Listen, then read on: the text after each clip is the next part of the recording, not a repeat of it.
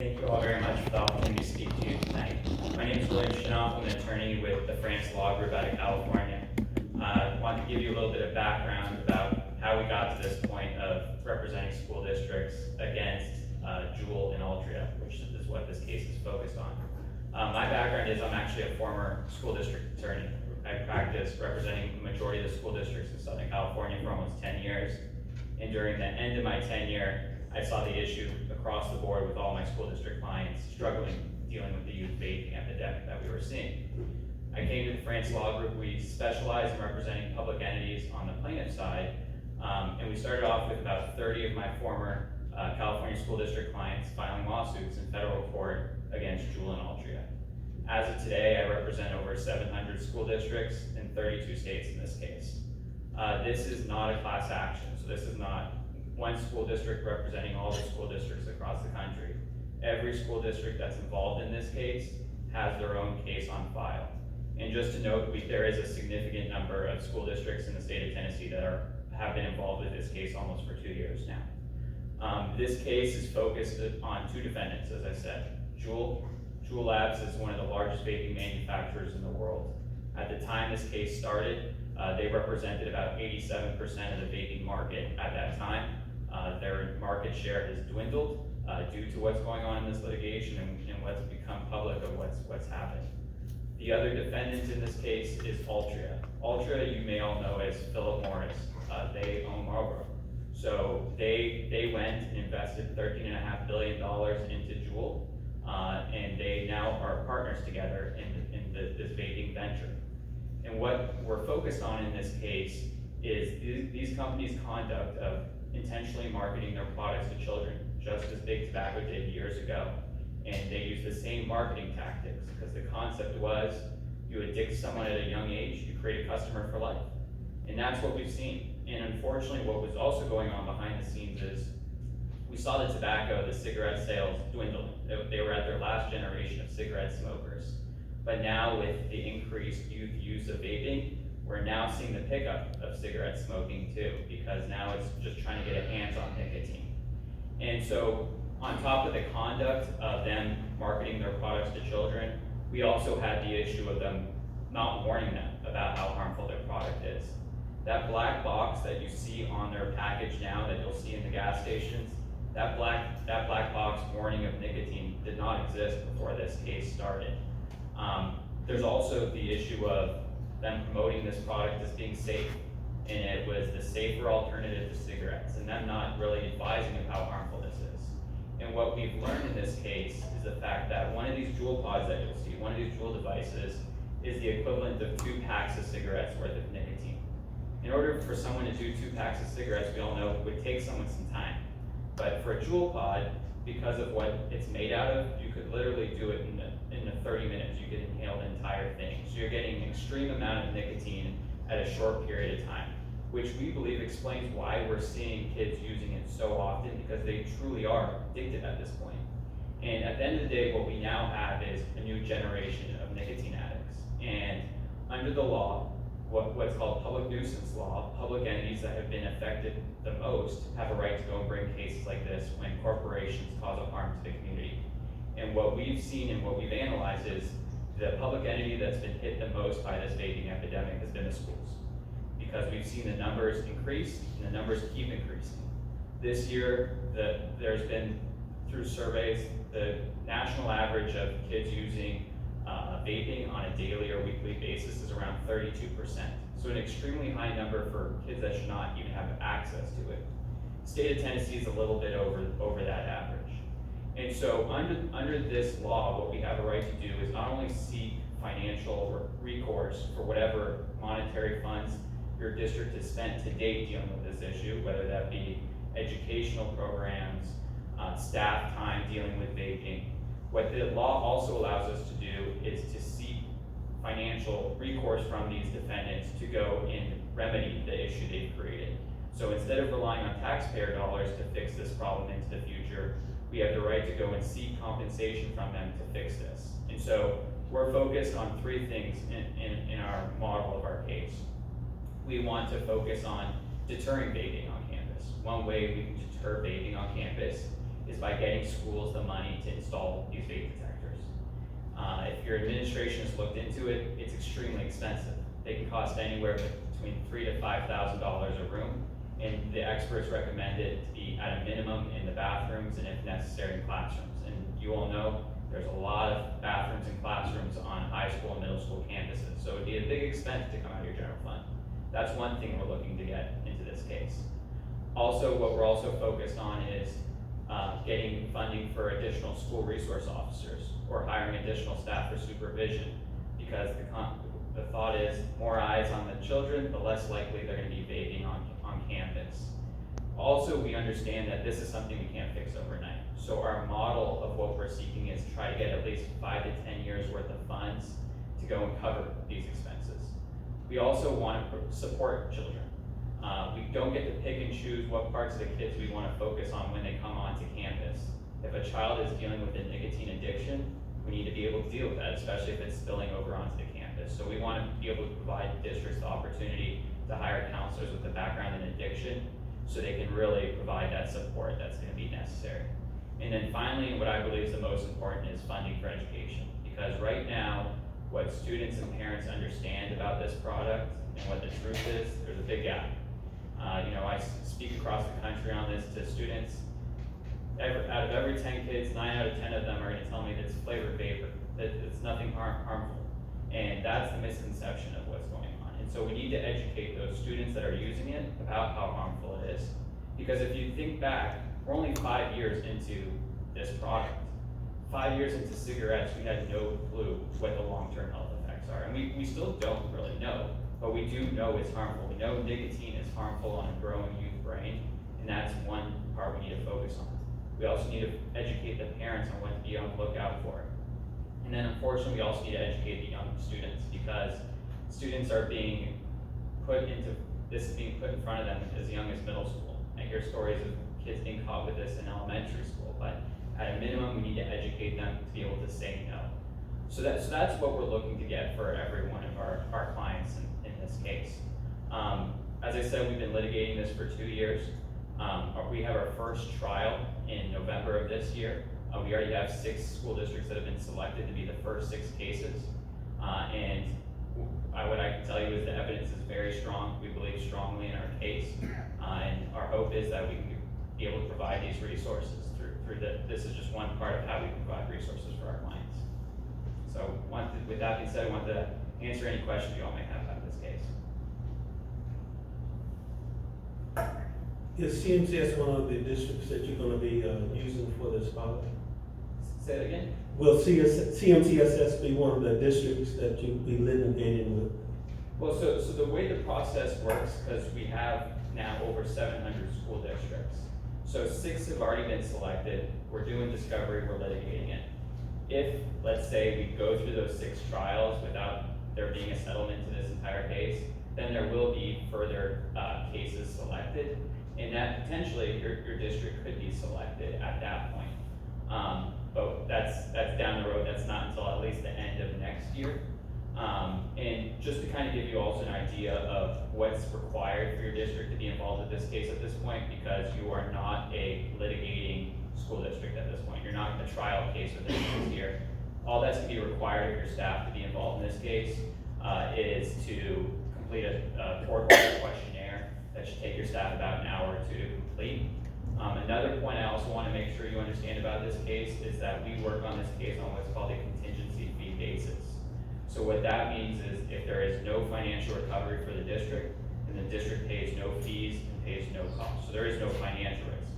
In addition, normally in cases like this, we would charge a 40% rate on the case, so 40% of the recovery. But in this case, we've reduced our rate to 25%, and so that would come from the recovery, and that's how the fees are paid. But again, bottom line, not a penny of general funds will ever be used on this case, and it can only bring in funds, hopefully. I want to thank you for what you're doing, and I think it's very needed.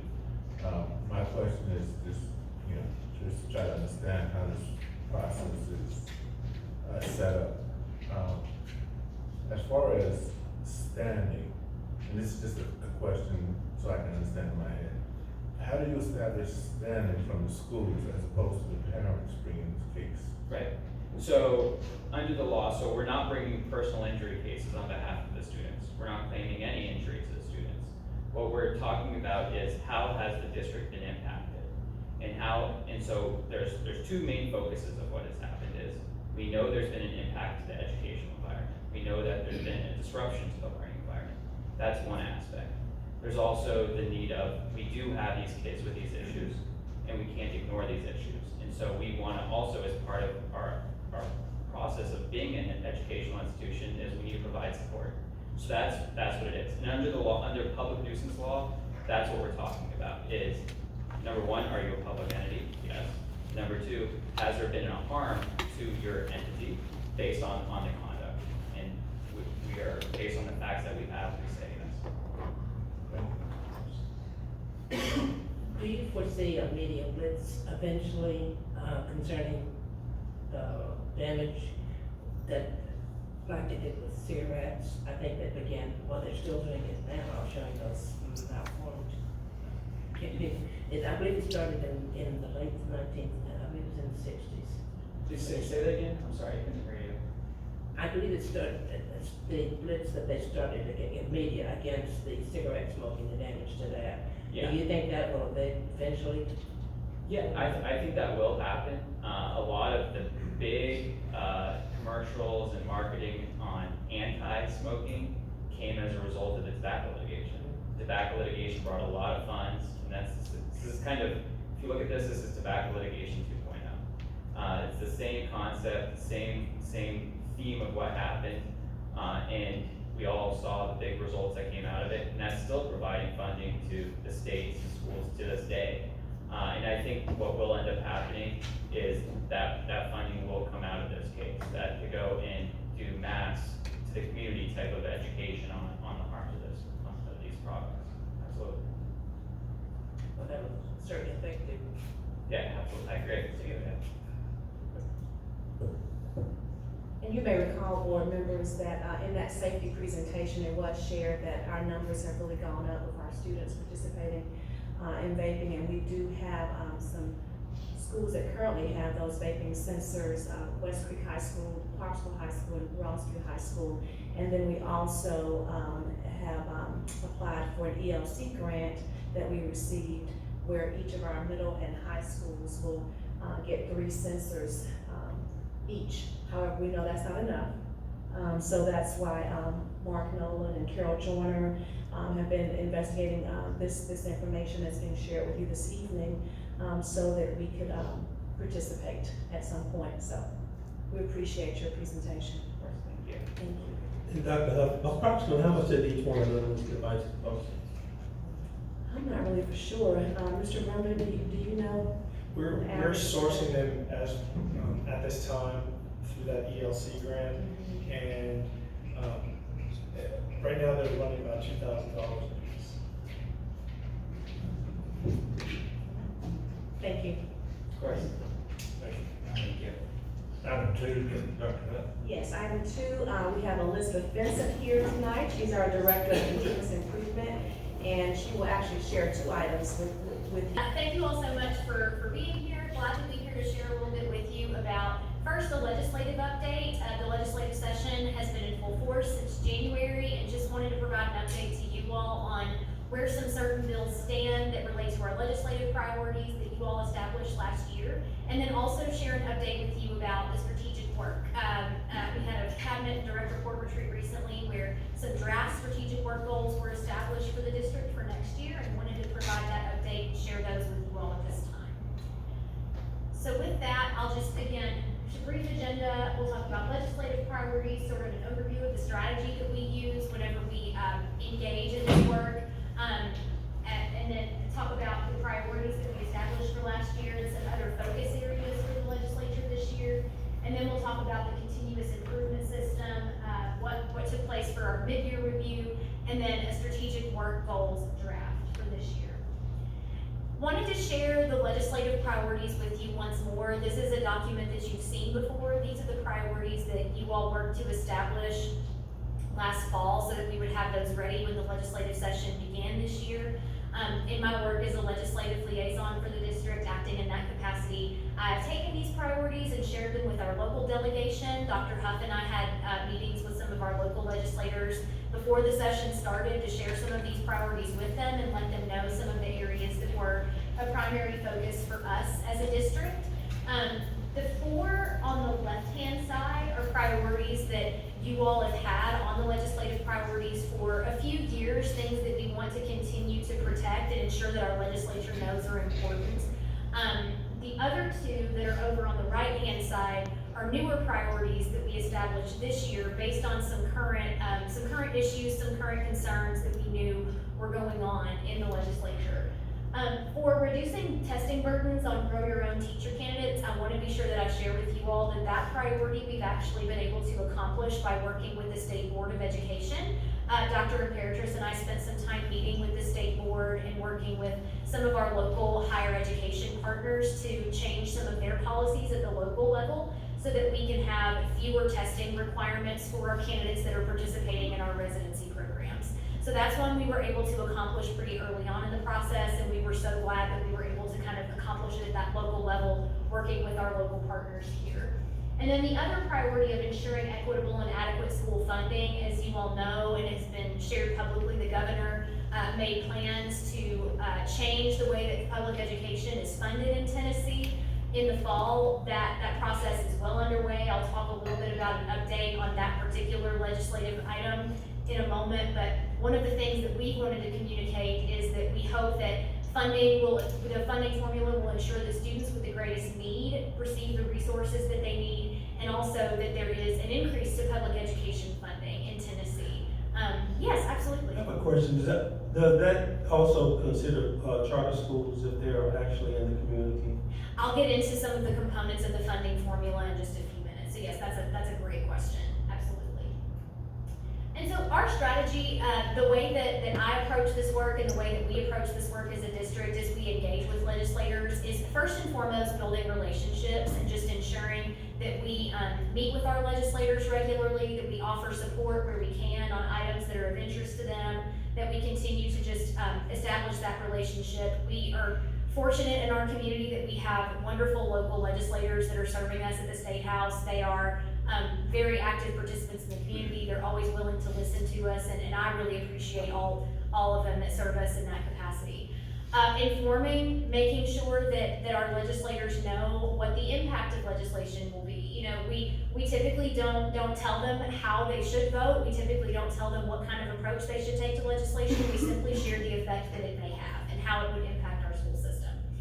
Collaborating, we work with a lot of our state partners, the Tennessee School Boards Association, the Tennessee Organization of School Superintendents, all of those different groups that represent local school districts, and we work with those groups to share our perspective in whatever capacity can be helpful. And we also depend a lot on those groups to just continue to share our voice.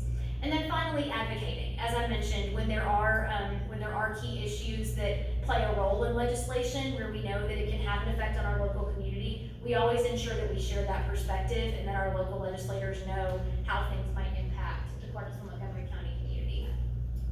I wanted to share a couple of slides just to show you who some of the key players are when it comes to education legislation at the state level. So on the House side, there are a few different committees. There are some subcommittees on the House side that touch legislation issues, and then there are full committees.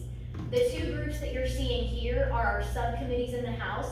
One is the K-12 subcommittee that tends to get more administration-related bills. They're actually probably still in the process of hearing the funding bill at this moment. Their committee meets on Tuesday evenings, so they're hearing the funding legislation. A lot of times they hear legislation that deals with the administrative aspects of local school districts. The instruction subcommittee is another subcommittee in the House. Our K-12 subcommittee is chaired by Chairman Kirk Haston. He's actually a coordinated school health supervisor, so he has some experience working with public school systems and kind of lives in that world. Chairman Scott Sapicki is over the instruction subcommittee, and they see bills that are related more to curriculum, textbooks, instructional materials, evaluations, and things of that nature. The full committees in the House, many of those subcommittee members are also members of the full committee in the House. And so once a bill starts in the legislature, it goes through the subcommittee first, and then it'll go through a full committee after that point. And so the committees in the House are chaired by Mark White on the education administration side. Again, those are bills that are more related to administrative aspects of school systems. And then our education instruction committee deals more with evaluations, curriculum, things of that nature. And then finally in the Senate, we just have one full committee that meets in the Senate every week. That committee is chaired by Senator John Lundberg, and Senator Powers, one of our own local senators, actually sits on that committee. So he has an opportunity to hear from me on a regular basis as they hear bills that are coming through that committee. And he's always been a really wonderful partner to work with as a school system. We appreciate him tremendously serving in that capacity. There are several bills that have come through the session this year that did relate to our legislative priorities, and so just wanted to share a few of those bills with you and give you an update on the status of some of those things. There were two different bills that would have created in some form or fashion the office of an elected superintendent in the state. Both of those bills have failed in committee, so they have not advanced any further. But there continues to, be some interest in that, and so that is something that we always work to ensure that the appointed process by a duly elected board is something that can stay in place. School start times, that is a bill that you may have heard about. It got a lot of attention in local media that would have required all high schools to start at 8:30 a.m. based on our priority of ensuring that local school districts have continued flexibility with their own calendars and things of that nature. That is one we communicated about somewhat. That bill also failed in committee, so it has not advanced any further. There is a bill that would extend the 25% tuition discount to all full-time public school employees. It is advanced through the education committees, and it will be heard in the finance committees this week. Hopefully it continues to have some traction. That's a priority that you all have had and that we've had in the school district for a long time, and would be a great benefit for our classified employees. So we've communicated our support of that and how beneficial it would be. We hope that it'll continue to advance. And then finally, the biggest legislation for the year, most definitely, the school funding formula rewrite. That bill is being heard for the first time this week in the K-12 subcommittee. And an initial draft of that legislation was released a few weeks ago. It has already been through several amendments as different organizations have seen the legislation and had an opportunity to respond to it. We've been very fortunate to be able to communicate early on with our own local delegation, and they've been very helpful in communicating some of the perspective that we've had, and we have seen some positive changes in the legislation over the last several weeks. There are a lot of really good aspects in the bill. There are several students in our district that would benefit tremendously from the legislation based on the high number of students that we serve with special needs. There are a lot of students that would get increased funding in this legislation. Students from low-income backgrounds would get increased funding in this legislation. So certainly a lot of positives. There were some aspects of the legislation that would have made it difficult for local districts from the perspective of requiring training opportunities in order for districts to receive some of their funding. There were just some pieces like that that we wanted to ensure we could communicate clearly about, and some of those pieces have come out of the legislation in the last couple of weeks. Mr. Garland, to your question about the way that it works specifically for districts that have charter schools, that is factored in as a weight. So in the funding formula, all students receive a base funding amount that just goes to every student in the state of Tennessee. And then students that fall into certain categories receive additional weights on top of that based on whether they have an IEP, based on whether they come from a low-income background, and things of that nature. So what the state did is they had a pot of money that they were using to fund things like charter school facilities and things of that nature, and they moved that into the formula as a weight. So it's funding that students were already getting that attend charter schools in districts that have charter schools, and it's just been moved into the formula and captured as part of that funding formula rather than happening outside of the formula. So there is a funding piece for charter schools in the bill, that's kind of how it works. That wasn't what I was trying to get at. My question is, at what point will the county commissions have to fund charter schools in Montgomery County if one come here? It will depend on if there is a charter that, you know, as you know, we've received 2 charter applications this year, so if either of those schools are approved, the way that it would work for the purpose of the formula is that if there were students that were enrolled in a charter school in Montgomery County, they would receive a set amount of funding based on the fact that they are enrolled in a charter school. The purpose of that is to help with funding facilities, basically. That's a lot of what that fund was used for. So that's the point at which it would happen if one was approved, if that makes sense.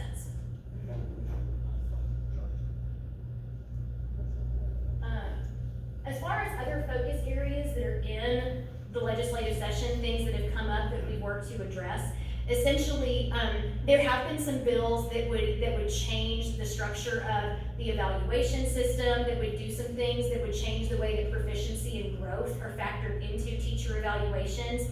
And so we've just worked to encourage our legislators to know that both of those things are really important. We don't want to sacrifice looking at growth to look at proficiency, so we need to look at both of those things, and that's something that we've worked to communicate. We've also worked to ensure that there are pathways for districts to fill teaching shortages. We've been working to fill as many of our positions that we have that are open as possible. And there have been some bills that would provide a little bit of flexibility as far as licensure. And so we've been working on making sure those bills, that they know that we support those. And then finally, ensuring that local districts can maintain local control and flexibility. Again, just ensuring that we continue, because we need to be able to make decisions as a local community about how the school system works. Those are bills as they come up that we've been working to communicate about with our legislators. And so some next steps, as you all know, I shared this last year, and it's something that I've continued to work on. We have a great connection in Senator Powers, in that he serves on the Education Committee and often has a first look at legislation that affects us. We don't have that same representation on the House side. We don't have any members that sit on the education committees. So one of the things that I've been working to do is just continue to try to build relationships with some of those committee members so that we can have an opportunity to communicate on legislation in ways that it would influence our district. I'm working to enhance any opportunities that we can have to provide early feedback on legislation when it's in the potential legislation stage rather than the active bill stage. Continue to try to build relationships so we can have that influence in that space. And then finally, just exploring methods for proactive engagement. I would love to figure out some plans to help our local legislators have more opportunities to come in and see some of the great work that's happening in our schools. We want to show them some of the great things that are happening, the things that they're able to help support. COVID held that up for a couple of years, but hoping this summer we can provide them more opportunities to do that during their legislative summer. Any additional questions or anything like that? Okay, perfect. With that, I will move on and talk a little bit about where we are with the strategic work. We've been making some great progress in the last few weeks. I wanted to just give you all a reminder of kind of how the strategic work comes to be, how our continuous improvement process works as a district so that we get to those strategic work goals each year. So we have a continuous improvement system as a district. All along that process, there are this kind of cyclical pattern of us establishing our strategic work goals, establishing those areas that we want to focus on, monitoring our progress in those areas and figuring out how we can continue to improve and what we can do better, setting out to improve those areas, setting our goals and figuring out how we're going to make those things better, and then refining. And so that cycle takes place over the course of the whole year. All of our district leaders work together to track progress and figure out how we can enhance things. And then ultimately we get to the place where we are now, which is us establishing a new set of strategic work goals for the next year. I want to talk a little bit about what each of those pieces of that circle looks like. So I'll talk first about progress monitoring and how we do that. One thing we look at is district and state data. So we look at our data on student outcomes, both with the benchmarks that we provide to students throughout the year to see how they're doing on meeting state standards. We look at our state assessment data that comes out each year, and not just student academic data, but also other things. We look at all of our behavior data. We look at all of those pieces to determine where are we as a district. One thing we put in place this year in October, I held a series of focus groups to ask families, employees, students. That was one of my favorite focus groups, was our student focus group. All of those different stakeholder groups, how are we doing as a district in these strategic work areas? How can we continue to get better? We also conducted surveys. We have parent surveys, employee surveys. At the end of this year, or toward the end of this year, we'll do a student survey where we can collect some feedback from that group. And all of those pieces go into sort of asking how we're doing in those areas. We just wrapped up mid-year review, and that gave us an opportunity to get sort of a mid-year pulse on how we're doing on those strategic work goals, what everybody's progress looks like, where we can continue moving forward. Our communication groups meet on a monthly basis, so we are always collecting feedback from that group on how things are going in the district and what we can do better. And then finally, we restarted the internal auditing program this year. We actually just closed our last audit this morning. And so we did 6 audits this year of different processes within the district. And then we also did a series of audits where we interviewed different departments to get a sense of how every department does their work and what kinds of ways we could improve at that level as a district. Quick question. While you're on this slide, so I don't forget. Yeah. I know you hit on the focus groups and the communication groups. If you would, could you expand on that a little bit as far as what the different group, I know you mentioned the student group, that's Sure. what different groups we have and who comprises those groups? Absolutely, that's a great question. The communication groups are established groups. Usually school administrators are responsible for selecting who those representatives will be. There's a representative from each school. So for the students, it's all of the high schools that are represented in that group, a couple of students from every high school. For teachers, it's the same kind of thing. There's a group that is all of our middle and high school teachers are represented from each location, and then there's an elementary group that's all of our elementary teachers. Our classified group has a slightly different kind of look because they also have work locations that are represented. So there's a person from Central Services South that comes and sits as the classified staff representative for that group. And then the parent group also has a representative per school. Those groups meet monthly. They're established groups, and so they meet on a monthly basis throughout the year. It's the same people that year that make up that group. The focus groups are more of an open invitation kind of process. So there are some focus groups where we will invite communication group members to participate. But this year, for the mid-year review, as an example, we also had a focus group that we opened up and we shared on our website where people could register and be interested in attending in that instance. And so I would like to continue to try to do more of that in the coming year, but that was one example of a way that it was kind of outside the communication group structure. Yeah. Thank you. Absolutely. So as I mentioned, we just finished up the process of going through mid-year review. I wanted to share with you some of the different data points that went into mid-year review so that when you see, and we have actually just posted that document on our website. It got posted yesterday, so that is available for people to go and see. There are a ton of data points that go into that mid-year review as we look at what all is considered, what data points we track. First of all, the mid-year review focus groups, as I just mentioned, that was one huge data point that we looked at.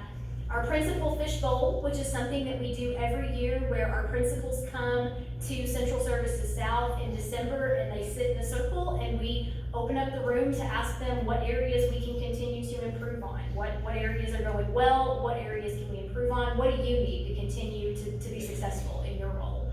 A parent survey is deployed in November that we distribute annually. There's also another survey called an organizational assessment, and that goes to district level leaders, principals. It's just another kind of level of feedback that we collect from some of those different level leaders in the organization that serve in those administrative positions.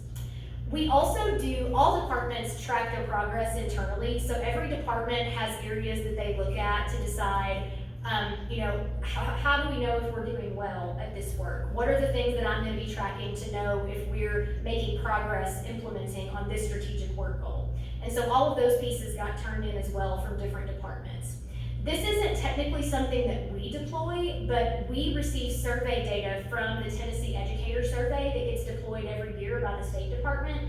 And we actually had a huge response rate from teachers in our area this year. So I pulled some of those data points because we did have so many teachers from CMCSS respond to that survey, and they had some really good data points in there, so I pulled from that as well. And as I mentioned, monthly communication groups, of course, and then the employee survey was included in this as well. It deployed in February. And so a couple of data points, just to give you some examples of how we take that data and we use it to inform our strategic work.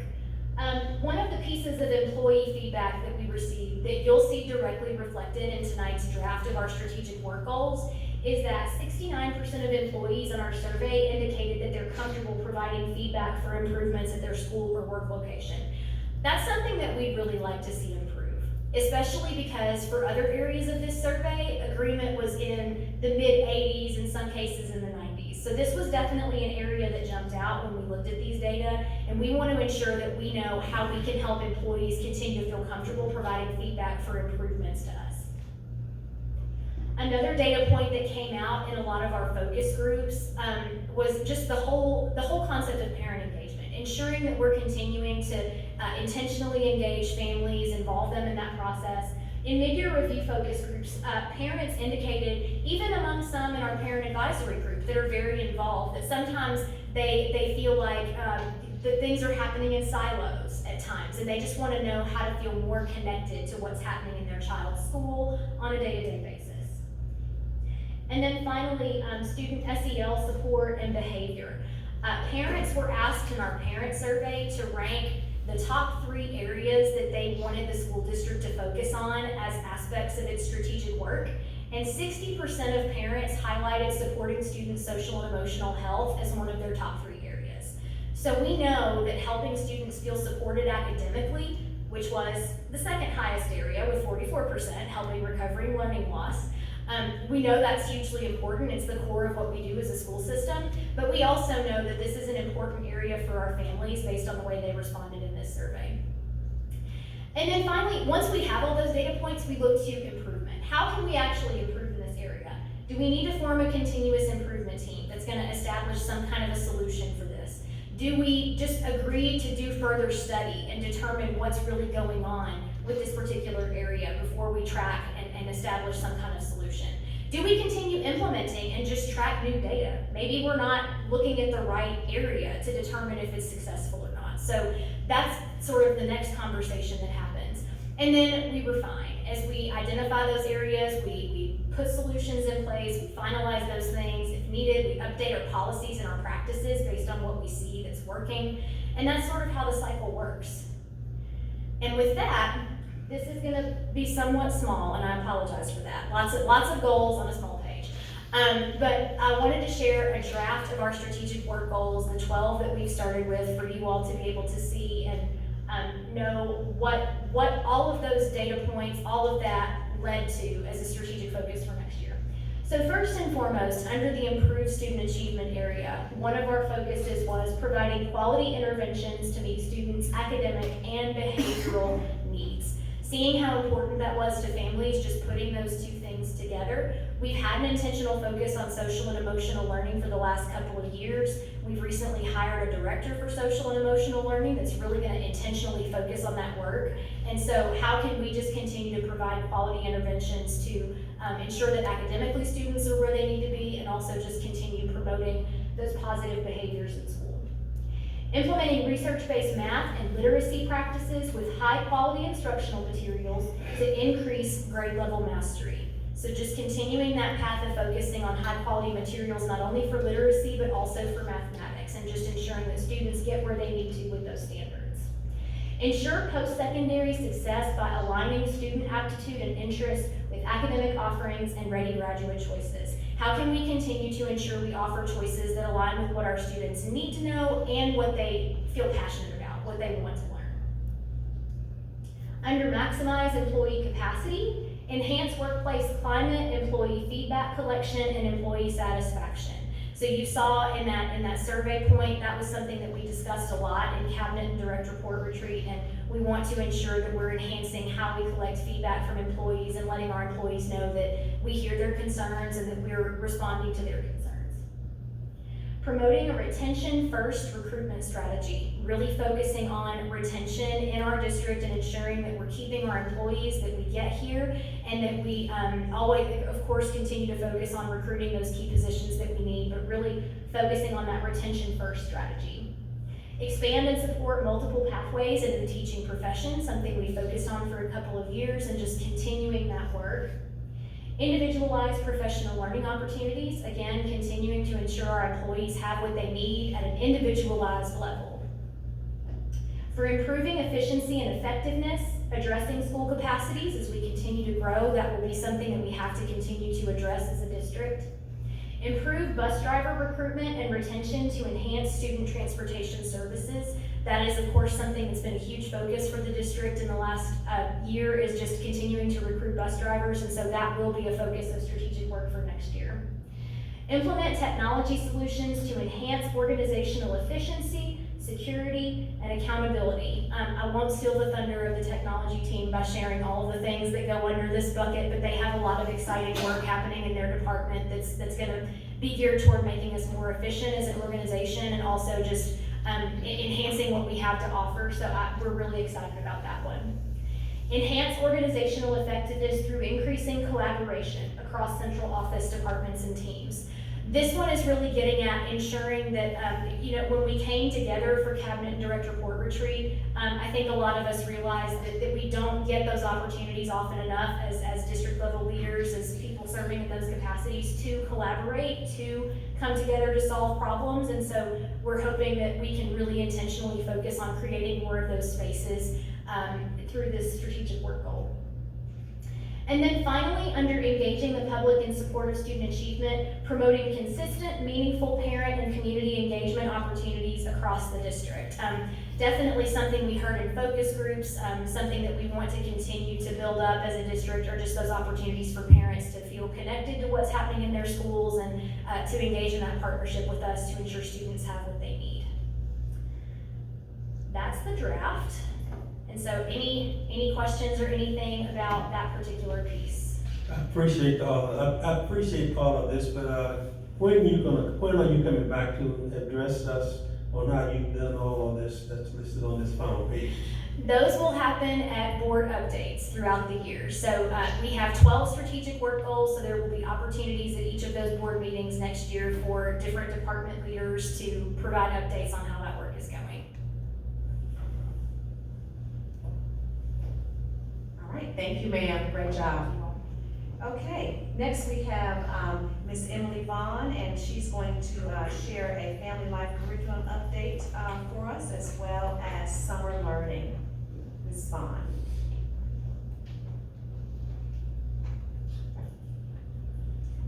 Good evening, board members and Dr. Huff. Good to be with you again this evening. I do have two different updates to provide you this evening. The first would be our family life update to share with you where we are in the development of that curriculum and where we're headed. So you will know from our previous communication that we have finished our 3 public parent and community meetings where we addressed 3 big questions. And these questions were: what materials or textbooks would we be using to develop the CMCSS curriculum? That's the family life curriculum. How will teachers and students access this curriculum? And what is required to be taught within the family life curriculum?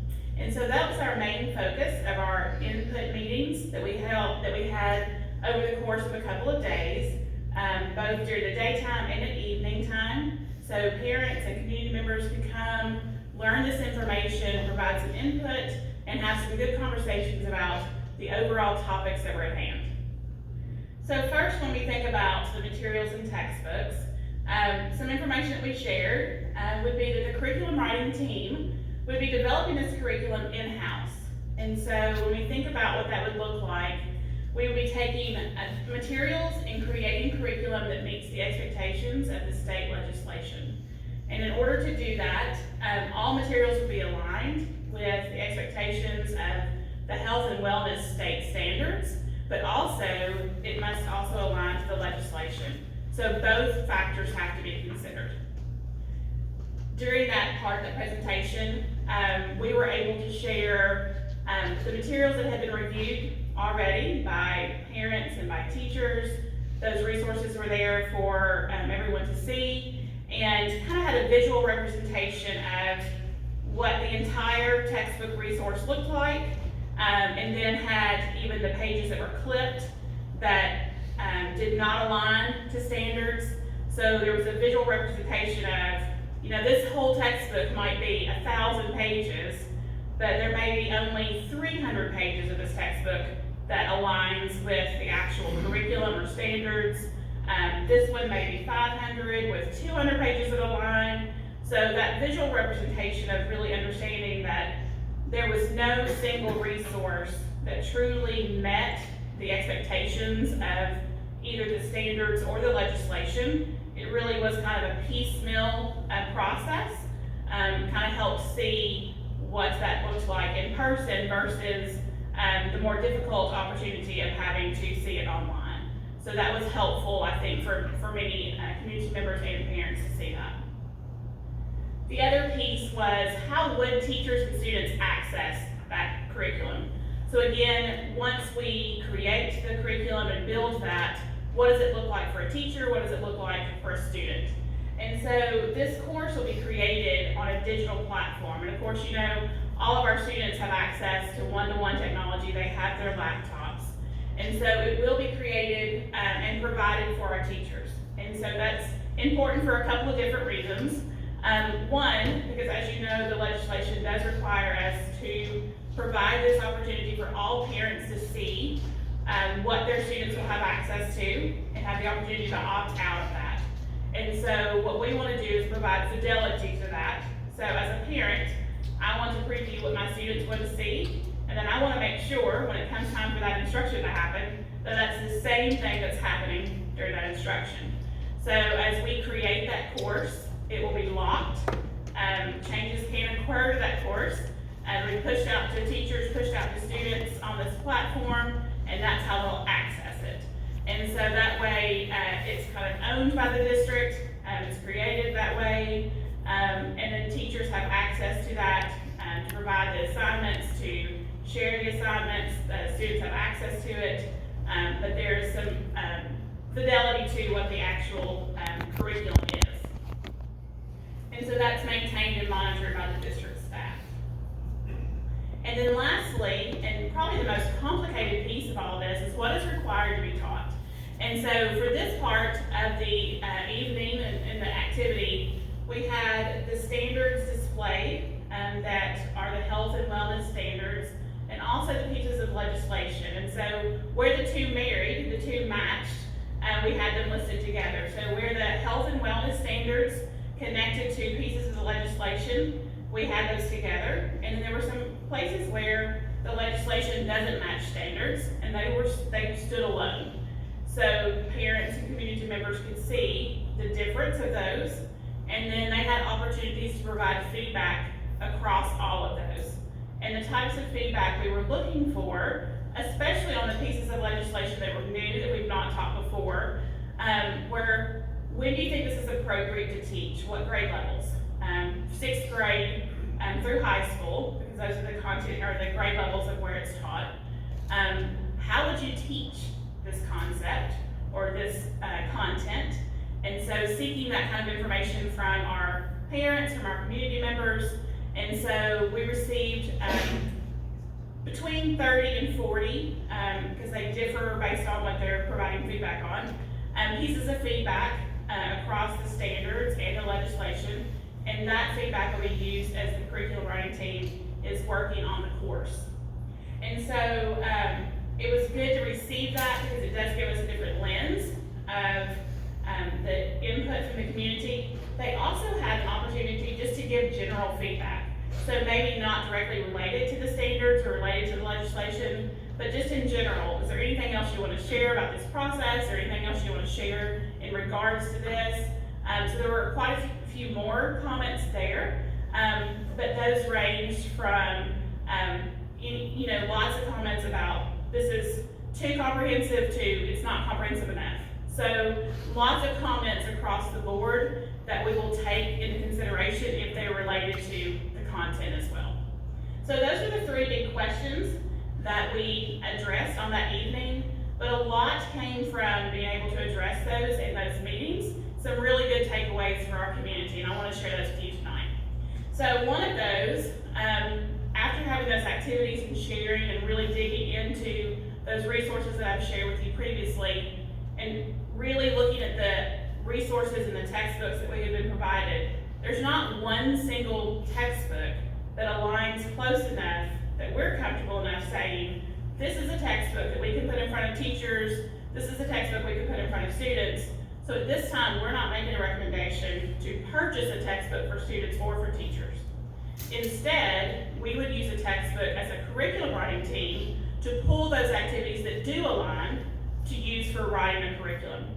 And so that way, it's for the writers of the course and would not be in front of a student, would not be in front of a teacher, because the majority of the textbook does not align, and therefore it would not be fiscally responsible, number one, to purchase a lot of textbooks that you're going to use just a little bit of. So we would use it just for the writing and the materials that did align.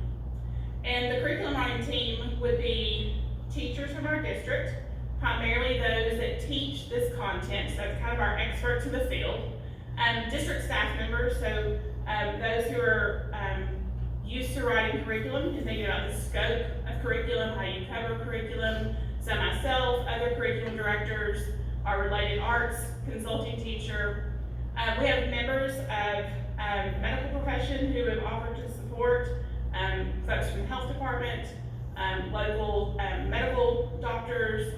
So excited about that. We have some community members who attended our events who have said, hey, please contact me, reach out, I'm happy to sit on this, or if you're writing it, I'm happy to review it. So lots of good interest of thinking about how we can involve others in the writing.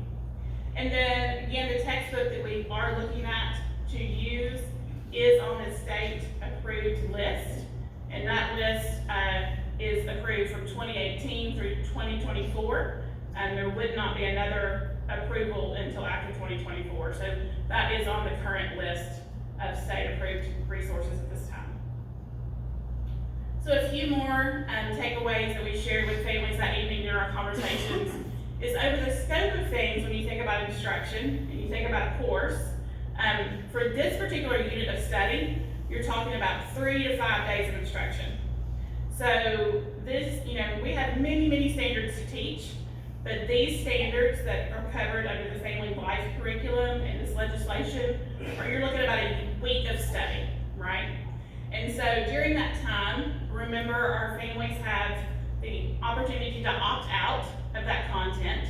And so during that time, we would be posting our curriculum prior to school starting. So students would be able to, or parents would be able to look at the units at least 30 days before the instruction occurs to be able to say, yes, I want my student to participate in this. That if they did not, they would be opting out. But also, when they opt out, they're also being able to see what the alternative instruction looks like, because we feel like that's important.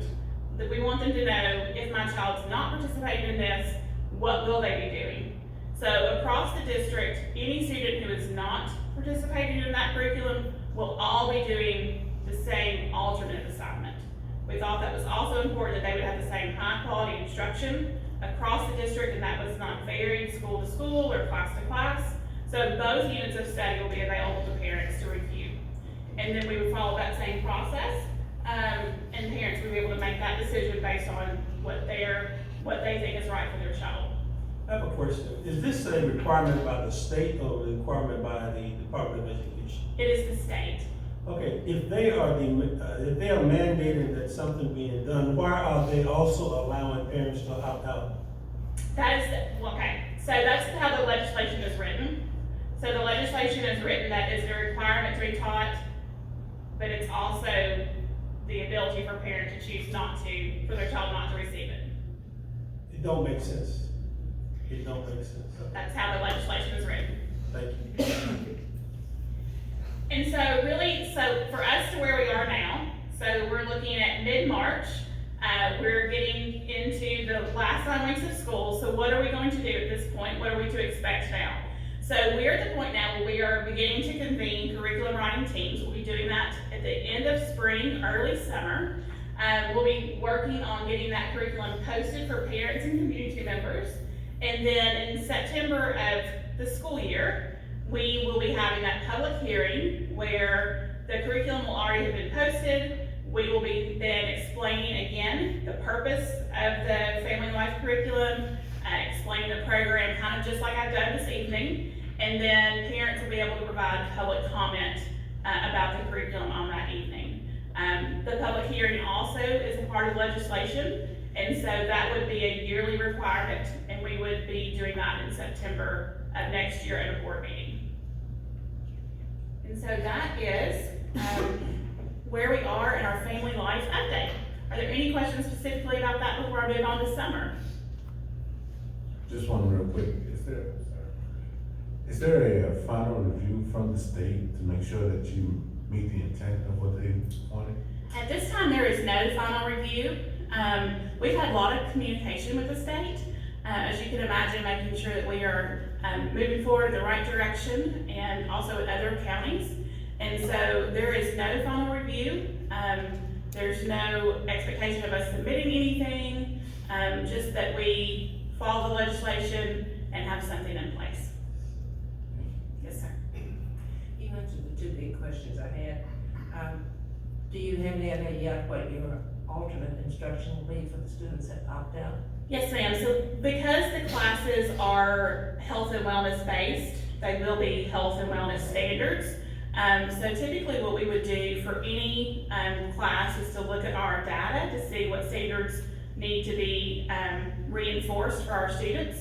And so we will look back at this year's instruction to see and talk to our teachers of where do students really need to spend more time, and we'll take those standards and plan that unit of instruction. Thank you. Any other questions? Okay, I'm going to share with you some things just for you to have a little foreshadowing of what's going to be happening in our district this summer. And of course, I'll be coming back during the summer and also in the fall to tell you what great things did happen this summer. But just wanting you to kind of know where we're standing right now for our summer learning opportunities for our students. And so right now, this is where we stand in terms of inviting our students to participate in learning opportunities. For elementary, right now we have about 750 invitations out for students to participate in summer learning. At middle school, about 500. We're expecting about 1,250 high school students for credit recovery. And of course, for our extended school year with our special education students, about 150 students. These numbers are a little bit higher right now than what I reported on last year, but remember, this is the beginning, so this is what our invitations are. So we'll wait to see what our return on those invitations are and who attends, and then I'll be reporting what that looks like as we continue through the summer. So you'll see here our sites across the district, and then this year we're going to continue to have a virtual option. So we have a great platform of Imagine Learning that our students can continue to work through at home if they wish to. And we also will have both of our learning centers open for parents to be able to bring their students into the learning center to do Imagine Learning there as well. And so we'll kick off that campaign in early May and share that information with our parents so that if they choose to bring them in and let them do that there, then they can certainly do that as well. So as you look through, our elementary and middle school programs are pretty much guided by the state of what's expected. And so for those programs, students are to receive an hour of reading, an hour of math, an hour of intervention, and an hour of physical activity every day. And for our elementary programs, they also receive an hour of STEM, so our science and additional kind of creative activities. And so when you think about a 6-hour day, and you include lunch in there and breakfast, it's pretty structured already. So at the elementary level, we partner with the Clarksville Parks and Recreation, and our middle grades do too, to be able to really have a great community partner so that they're helping us with that physical activity aspect too. So that's a great thing to have. So at the high school, it's a little bit different. From last year, what great success we had with our high high school programs. We've got over 1,000 kids back on track to graduate, recuperating over 5,000 credits, and so I think you'll see that kind of happening again this year. Of course, that's focused on rising 10th and 12th graders, which means we provide separate programming for our incoming freshmen. And this year we have 2 different options for that group of students. One is a traditional focused academic program, but one is also focused on just transitioning to high school. So you may remember what that transition is like. And so we really want to just really pinpoint those students that we need to scoop up and support. And so our schools have identified who those are, and we will be doing that throughout the summer and supporting them to make sure we get them off on a good start. So just something to note that there is no funding for high school programs. So that is all in-house. So that is a part of what we work through to make sure that those students also get programming throughout the summer.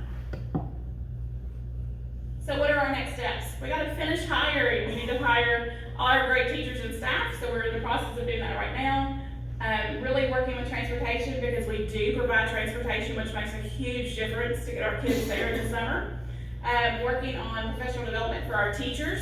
It's one thing to teach a group of students across many different levels in your classroom, but when you're teaching a group of at-risk students without any other peer mentors, it's a different situation. So really providing some solid professional development for our teachers. And then for summer, it touches every department of the district. So really having a good communication plan, so we're all communicating to make sure we have all of our ducks in a row, that we are ready for summer to start. And then making sure our families and students know how important it is for them to be there every single day, because our time is limited and every single day counts. So just communicating with them, keeping it very urgent, incentivizing them to come, and just making it want to be a place for them to be every day. So that is our anticipation for summer. We're excited to get it kicked off, and I'll be excited to come back and tell you how great things are going. Any questions? Thank you, Ms. Bond. Great information. Thank you, Ms. Bond. Any comments from county commissioners? I got a question for Ms. Huff afterwards. Other than that, Thank you, Commissioner. Any comments from school board members? If not, other business, Dr. Huff? Yes, sir. Just a few announcements. I wanted to let you be aware that on Thursday, March 31st, we will have our CMCSS teacher job fair. Haven't been able to have this in the last 2 years, so we're excited about having an in-person job fair for teachers. And this event has been advertised on billboards and also social media. So we're really excited about this event. And then our operations complex will host an event April 9th and again on Saturday, May 14th at the West Creek complex for drivers for those 2 events. And open enrollment will be beginning soon. We did share with you board members earlier this semester that we had to hold off on open enrollment from our typical time from January to February because we wanted to wait until we finished the rezoning. And so open enrollment will begin the process for that, where available seats will be provided to Dr. Imperatrice from his team sometime by the end of next week. And then we'll post that information so families know that they can apply for open enrollment if they would like to.